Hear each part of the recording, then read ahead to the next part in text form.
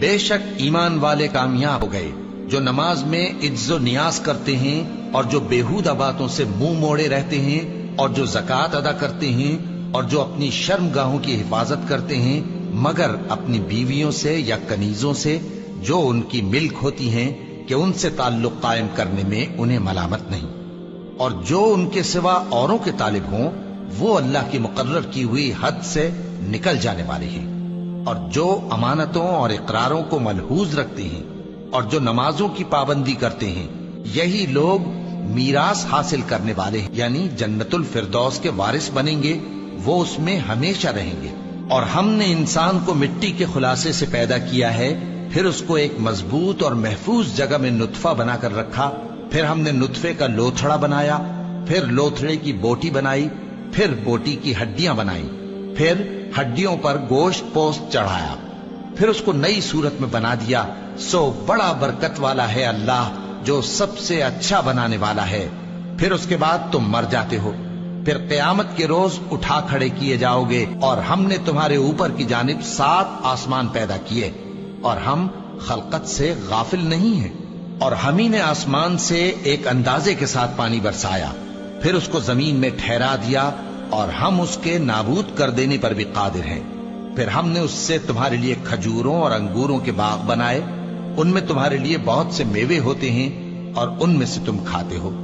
اور وہ درخت بھی ہم ہی نے پیدا کیا جو طور سینا کے دامن میں ہوتا ہے، یعنی زیتون کا درخت کہ کھانے کے لیے روغن اور سالن لیے ہوئے اگتا ہے، اور تمہارے لیے چوپایوں میں بھی عبرت ہے کہ جو ان کے پیٹوں میں ہے اس سے ہم تمہیں دودھ پلاتے ہیں، اور تمہارے لیے ان میں اور بھی بہت سے فائدے ہیں، اور بعض کو تم کھاتے بھی ہو،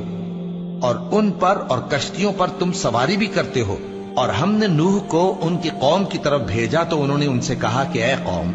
اللہ ہی کی عبادت کرو، اس کے سوا تمہارا کوئی معبود نہیں، تو کیا تم ڈرتے نہیں؟ اس پر ان کی قوم کے سردار جو کافر تھے کہنے لگے کہ یہ تو تم ہی جیسا آدمی ہے، تم پر بڑائی حاصل کرنی چاہتا ہے، اور اگر اللہ چاہتا تو فرشتے اتار دیتا۔ ہم نے اپنے اگلے باپ دادا میں تو یہ بات کبھی سنی نہیں، اس آدمی کو تو دیوانگی کا عارضہ ہے، تو اس کے بارے میں کچھ مدت انتظار کرو۔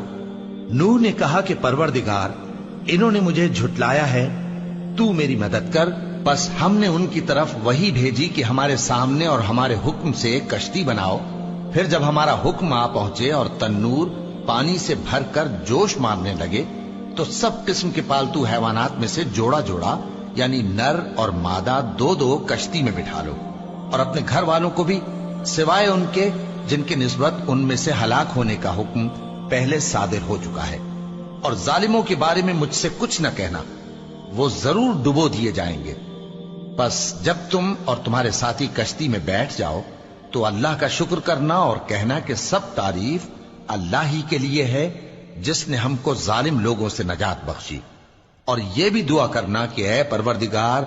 ہم کو مبارک جگہ اتاریو اور تو سب سے بہتر اتارنے والا